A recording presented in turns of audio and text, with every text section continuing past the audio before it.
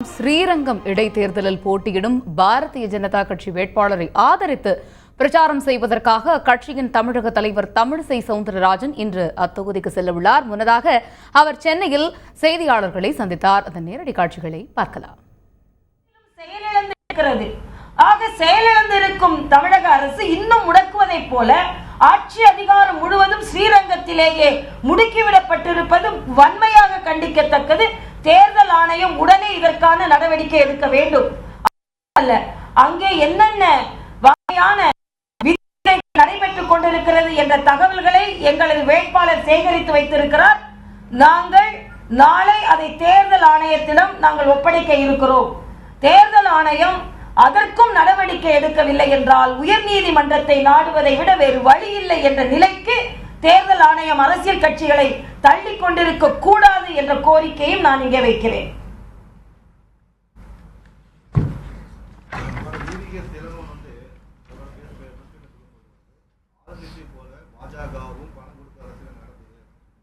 நிச்சயமாக இல்லை. நிச்சயமாக பாரதிய ஜனதா கட்சி நேர்மறையாக தேர்தலை சந்தித்துக் கொண்டிருக்கிறது. இன்று மத்தியில் ஆளும் பாரதிய ஜனதா கட்சி வேட்பாளர்களுக்கு வாக்காளர்களுக்கு பணம் கொடுத்தால் அவர்களுக்கு வெளிவர முடியாத 2 ஆண்டு தண்டனையை கொடுக்க வேண்டும் என்ற சட்டத்தை நிறைவேற்றுவதற்காக அவர்கள் முயற்சி செய்து கொண்டிருக்கிறார்கள்.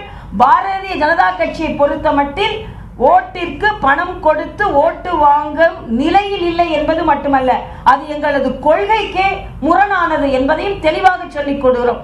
ஏனென்றால் அங்கே இருந்துதான் இந்த ஓட்டிற்கு பணம் கொடுக்கும் நிலையில் தான் ஊழலின் ஊற்றுக்கண்ணே இருக்கிறது. ஊழலை எதிர்த்து போரிட வேண்டும் என்று நாங்கள் தமிழகத்தில் போரிட்டுக் கொண்டிருக்கிறோம். அதனால் நிச்சயமாக சகோதரர் இளங்கோவன் அவர்களின் குற்றச்சாட்டை நான் வன்மையாக மறுக்கிறேன். அது மட்டுமல்ல, காங்கிரஸையும் நான் வன்மையாக கண்டிக்கிறேன். ஏனென்றால் அவர்கள் போட்டி போடவில்லை. ஆனால் போட்டி போடாமல் எங்களது வேட்பாளர் மீது குறை சொல்வது, நாங்கள் பணம் கொடுக்கிறோம் என்று குறை சொல்வது என்பதை எல்லாம் முதலில் நிறுத்திக் கொள்ள வேண்டும் என்றும் நான் கேட்டுக்கொள்கிறேன். சகோதரர் இளங்கோவன் அவர்கள் முதலில் உட்கட்சியில் உள்ள பிரச்சனைகளில் முதலில் பார்க்கட்டும், பின்பு அவர் பாரதிய ஜனதா கட்சியை பார்த்து பேசட்டும்.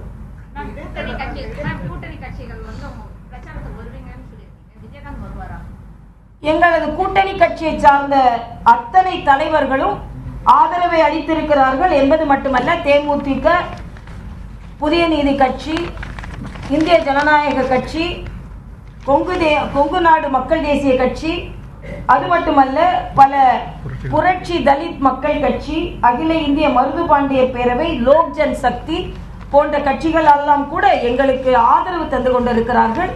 எல்லோரும் பிரச்சாரத்தில் ஈடுபடுவார்கள்.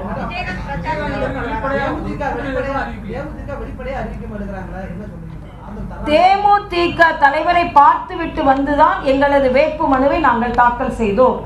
அங்கே தேமுதிக நிர்வாகிகள் அனைவருமே எங்கள் வேட்பாளரோடு சேர்ந்து பிரச்சாரத்தில் ஈடுபட்டு வருகிறார்கள். அது மட்டுமல்ல, இங்கே எங்களது பொதுச் செயலாளர் முதல் ஊழியர் நரேந்திரன் அவர்கள் முதல் ஊழியர் கூட்டத்திற்கு போகும் பொழுது அங்கே உள்ள தேமுதிக நிர்வாகிகள் சொன்னது, எங்களது கட்சியின் தலைவர் கேப்டன் அவர்கள் நம் கட்சி அங்கே போட்டியிடுவதைப் போலவே நீங்கள் பாரதிய ஜனதா கட்சி வேட்பாளரோடு இருந்து பணிபுரிய வேண்டும் என்ற வேண்டுகோளுக்கு இணங்க மாவட்ட செயலாளர் செந்தில்குமார் எம்எல்ஏ உட்பட அத்தனை பேரும் உடன் இருந்து தேர்தலை நடத்தி கொண்டிருக்கிறார்கள் என்பதை நான் தெளிவாக சொல்லிக் கொள்கிறேன்.